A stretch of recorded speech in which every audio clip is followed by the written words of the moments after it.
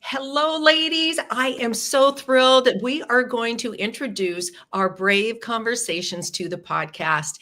And these are topics that are really important to women that we want to have a conversation. Maybe it's you've talked to your girlfriend about some of these things. Maybe you haven't. Maybe you're wanting to. And knowing that we don't have to live life as how other people think we should. We're just aging. We just have to put up with it. You know what, girls? There are other ways to be vibrant, have energy, to live your life. And today we have Dr. Tami Meraglia. Hopefully I said that right. Yes, thank you, Dr. Tami, for joining us. I am so excited because I met you at a recent menopause fair, and you opened my eyes to a conversation. I thought, oh my gosh, this is so important to dive into, ask questions about, and see what some of the solutions are. There's choices in our world today. So welcome, and looking forward to having the conversation with you. Honored to be here. Thank you so much. And it's such an important conversation. I think that the perimenopause and menopause woman has gone from having no information to having so much information that they don't know what's right or what's right for them.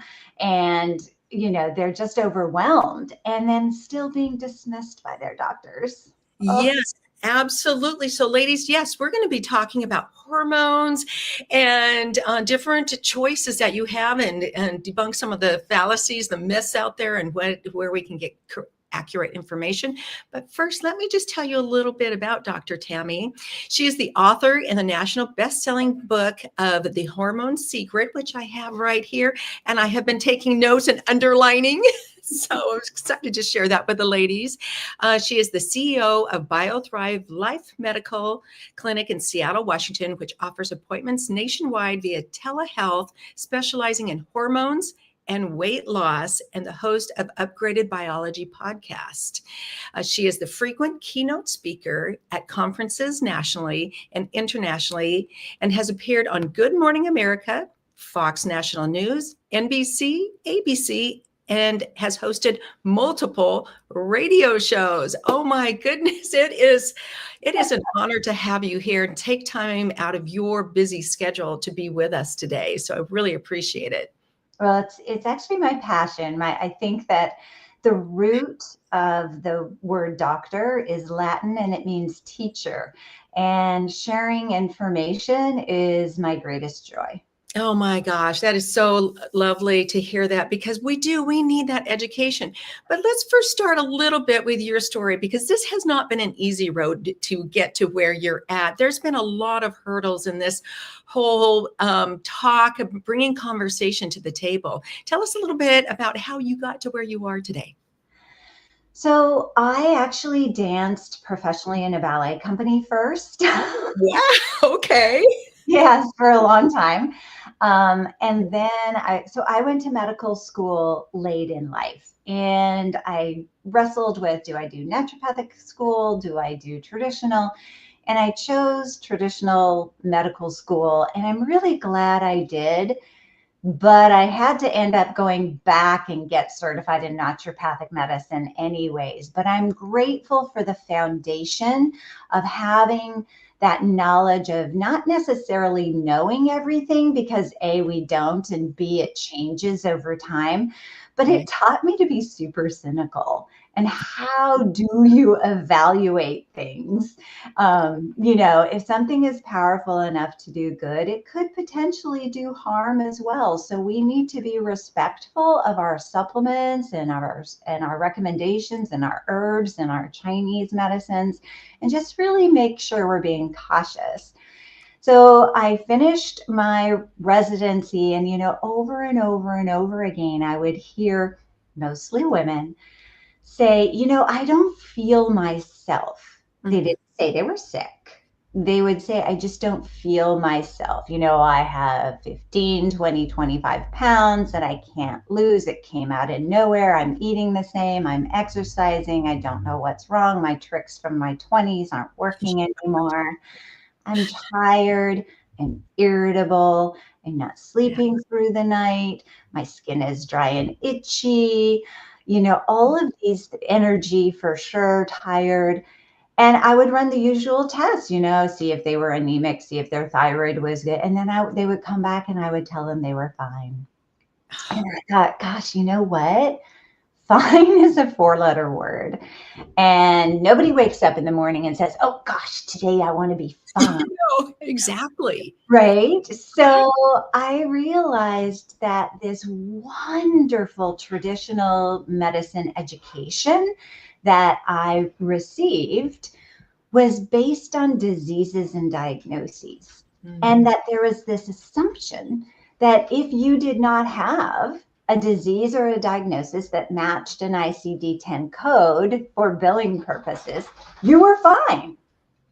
Oh, And there was nothing based on feeling fabulous. There was nothing based on vitality. And there was nothing based on longevity. Finding things that are off before they're a diagnosis. I know. What if we went to our doctor and said, I want to feel fabulous? Yeah, they're like, oh, me too. So, an example of this is that if a woman asks their primary care doctor for a bone density test, which tests for whether or not you have osteoporosis, which is basically holes in your bones, and you are at a huge risk for breaking a hip or having a fracture in your spine, or osteopenia, where it's thinning and it's getting to the point where it's going to be a hole, they'll say no unless you're over the age of 65. Why? Because statistically, you will have a very good chance of having osteoporosis at age 65. And so that's a diagnosis. But what about when you're 50 and your estrogen has been declining for 10 years? And your bone development has changed and you're on your way to osteopenia or osteoporosis. Traditional medicine won't help you. And people get so frustrated and angry, and I understand. And I think that's part of them feeling dismissed when they go to their doctor, that their doctor won't order the tests, that they won't help them. But did you know that a doctor, a traditional medical doctor, if they order tests that are not associated with a disease or a diagnosis or looking for one, and you bill the insurance, did you know that your doctor can be accused of insurance fraud, ordering tests that were unnecessary, and they can get civil penalties. Oh my goodness. So this is what is this is so frustrating because we want to feel better. Like you said, we go in, we're fine, but we're not looking at preventative, how to live longer with vitality. With vitality and energy and clearer of thought and strong bones. Yeah. And so I have actually had an experience with that. And it's so one-sided, because if you have I was diagnosed with osteoporosis, but they never mentioned anything about hormones. Like that might be an option. Yeah. So now that I've been talking with all these ladies like yourself about our options, what are some of those preventatives? So let's talk a little bit first about hormones. Kind of what are we looking at here? What is the conversation that we should be having? So grateful. I wrote The Hormone Secret almost 10 years ago. So way before it, has become top of mind and, lots of books and lots of social media and all of that kind of stuff. And I'm so grateful that everyone is having this conversation. And at the same time, I just am really concerned that the information out there is becoming influencer based. And what I mean is, even if somebody that you are listening to on social media, or even like me on a podcast, this is general education. Please, please, please make sure that it's right for you. because no matter who you're talking to, they don't know your medical history. They don't know your family history. They don't know how much stress you're under. They don't know whether or not you will take supplements, whether you're exercising, what you eat, how much you sleep. They don't know all of that. So I'm glad that the conversation is happening, but I wish that it was a call to action to go find a doctor that will work for you. And I know, and work with you. And I know it's hard because you want your health insurance, your OBGYN or your primary care doctor to help you with this, but they're not going to. Number one is we just had that conversation about they can't. If you want your insurance to pay for it, they can't, because that might be considered insurance fraud. But number two, they didn't get the education. There is no menopause education in medical school. None. Not even for OBGYNs. There's no hormones. I had to do a whole years and years and years of training. I've been specializing for 20 years in hormones. So it is hard. That's one of the reasons I created a new business. It's called Mastering Your Menopause. And it's an education platform where you can go and everything is vetted. So nobody is allowed to be an influencer and sell their supplements. Nobody is allowed to see it. This is experts in every area of your life. Hormones, lab tests. What should you be asking for? Right. Sleep, sex, supplements, nutrition, stress, meditation, everything you can think of. And there are classes from all these experts in all of these areas. And you can buy your own tests if you can't find a doctor who will help you. And if you're really stuck, we Mastering Your Menopause don't have doctors, but we can refer you to doctors nationwide that will write you your prescriptions. Wow. So that is a great first step. If you are, say you are a woman who has some symptoms, and we're going to go into, I have some questions around that too, but this is really great. A great place to have vetted education. I love that. And ladies, we will put the links in the show notes for you to connect with that. That is great to have a place, because there's so much information. And like you said too, it's coming sometimes directly from that one person who wants to sell that one product. And you don't always know if that's really the right recipe or solutions for you, for your whole body. So I love this approach that you have. And I think that it doesn't have to be complicated. I think that, you listen to some really brilliant minds that have great information out there. Dr. Peter Attia, Dr. Andrew Huberman, Dr. Mary Claire Haver. But for example, yes, fiber is important, but buying fiber in a jar is processed food.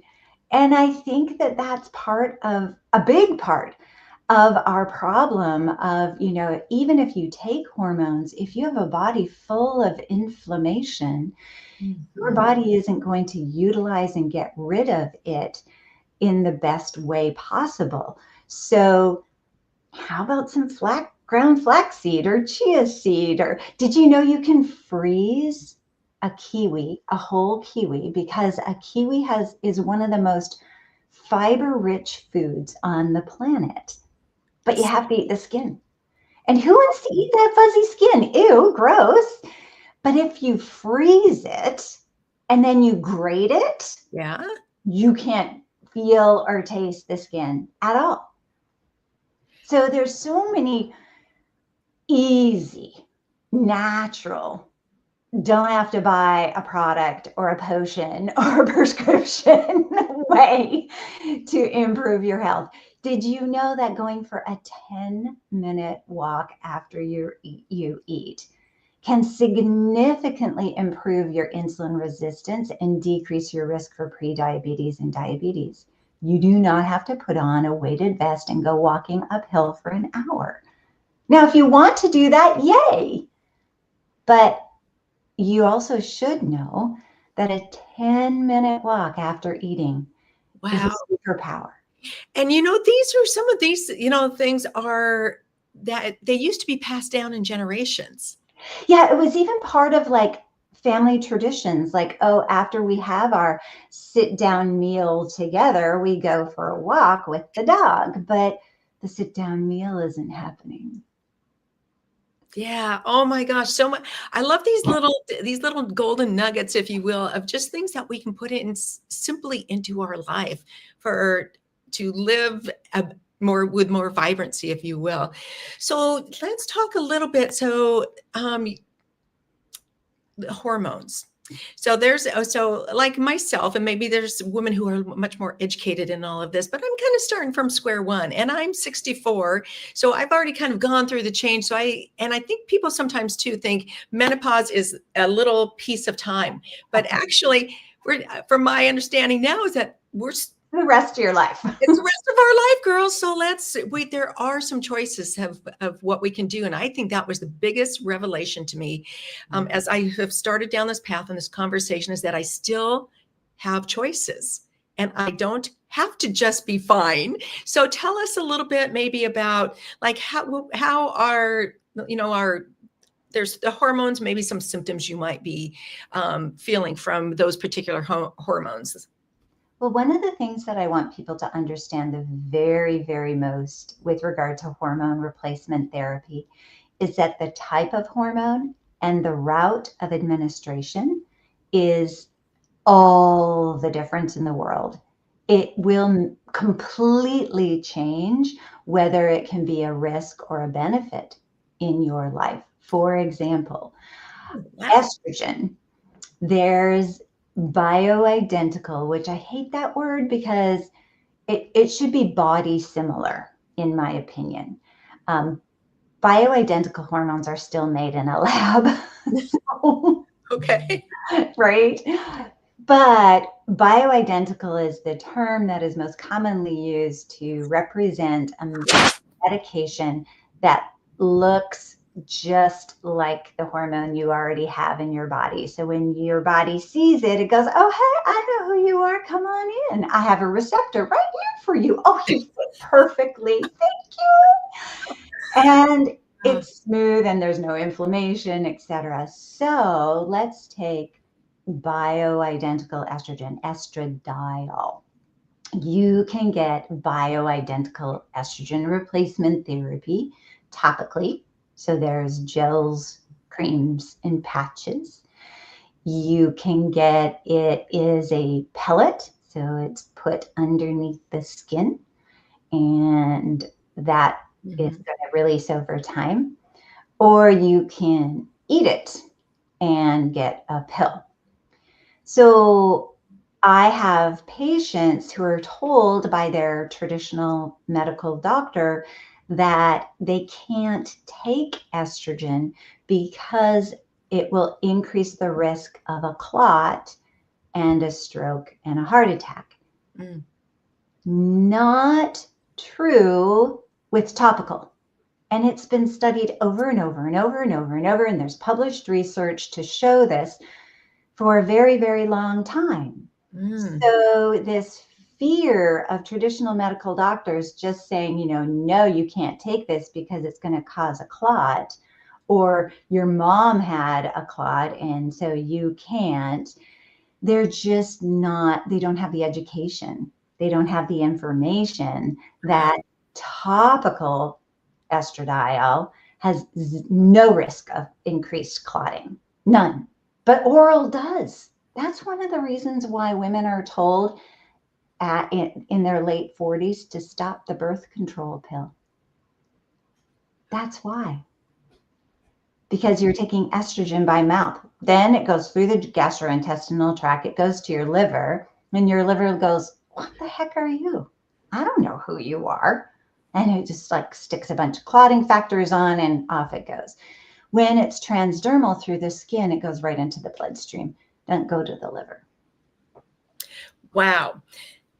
So, I mean, there's just so many questions. So, as you even start talking about hormone therapy, replacement therapy, there's like a question before that.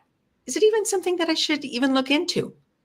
Yeah. And then that depends on your age and what's going on with you. So just in the last few weeks, there was published paper about the benefit of starting estrogen replacement therapy in perimenopause and it resulting in a significant decreased risk of dementia.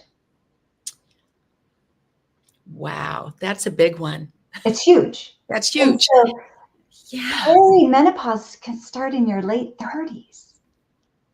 So that's one thing, the age. The second thing is we know that the first 10 years after you've had your last menstrual period Mhm. is a very magical time. Oh, Estrogen is very anti-inflammatory and it keeps everything supple, including the coronary arteries, the arteries that feed your heart.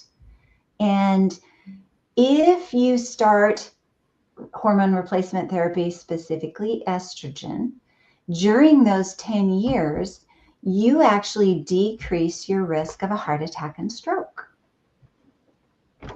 Why? Sorry.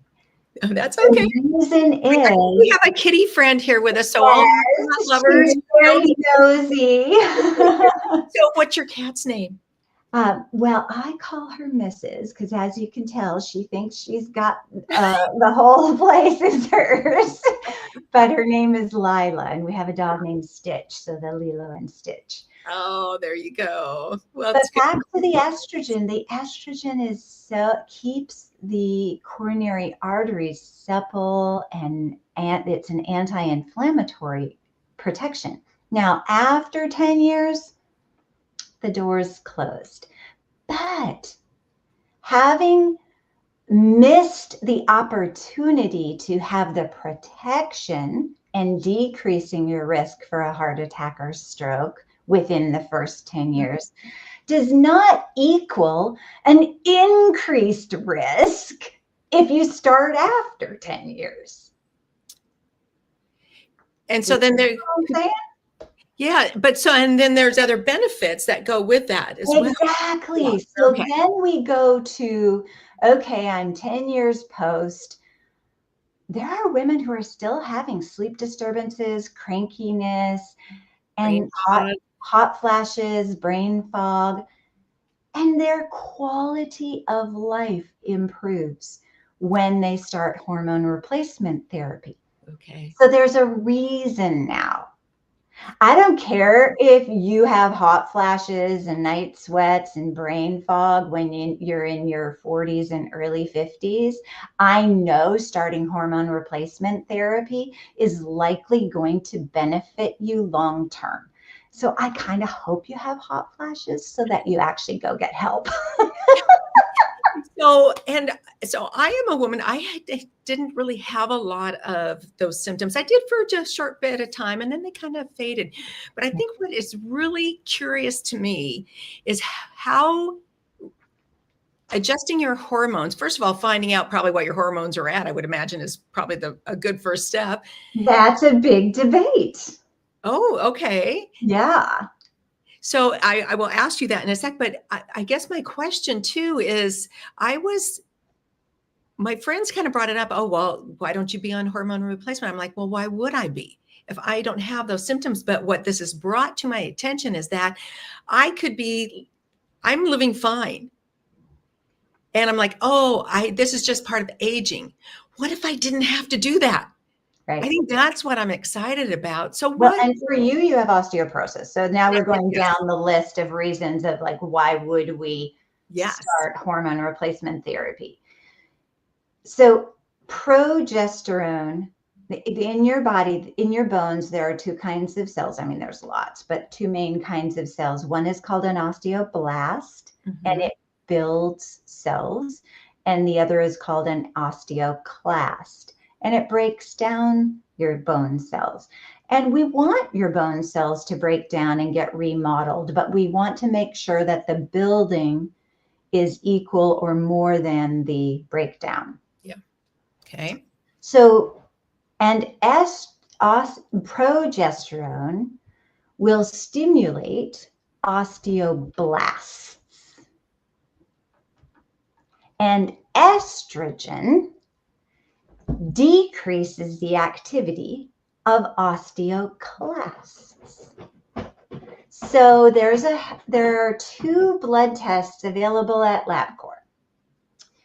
And one is a pro-collagen type 1, and the other one that it's got a really long name, but we call it CTX.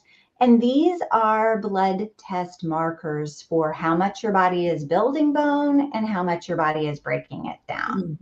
Yes. And we can target hormone replacement therapy and monitor. Within a couple of months, we should be able to see a change. And that's when testing is so important, because it is dose dependent. Okay. And the research says you likely need to be having a estrogen level of 50 or 60. But I actually don't have very many women who are in menopause that we have to get their blood level up to that to see a change in their bone. Oh. And why would we do more just to hit a piece of paper number of a statistic of the nation? Yeah. And so that really, and that really draws you to the point that you need to be working with somebody who understands all of this. Well, and who'll listen to you and who'll believe you and who'll work with you and personalize it. And you just can't do that in 15 minutes. Yes. So yes, and we're coming to an end of our time here there's so many questions. So as we kind of just look at this whole subject, we're just opening the conversation to this, and there's, you could dive very deep into this conversation. I have a whole list of questions here that I'd love to ask you, but let's just kind of go over a little bit, just kind of some of the key things to give women hope, to let them feel heard, not dismissed. What are those first steps that they should be looking at, taking, and to feel like they have a voice? You remember that your doctor works for you. You are the CEO of your health, and you can fire your doctor. And you should. So there's a list of questions, but I'll just share a few of them with you. Right. I have a whole chapter in my book on how to hire and fire your doctor. Okay. But some of them, testosterone for women is important. That's what my book is really centered around. And one of the great ways of checking your doctor is, hey, what do you think about testosterone for women? And would you be willing to prescribe it for me? And they're like, no. It's like, thank you. Don't have to stay for, to the whole 10 minutes. You found your answer in 30 seconds. Okay, that is a great one. And so just give the girls just a little snippet of why you would even want to ask that question. Why is that important? Testosterone is not FDA approved for women in the United States, but it is in 11 other countries. Yeah. So if you find a doctor that is willing to treat you and not just the, stay within. Now, I'm not debunking FDA approval. It's a process that is important that we go through for safety for our medications.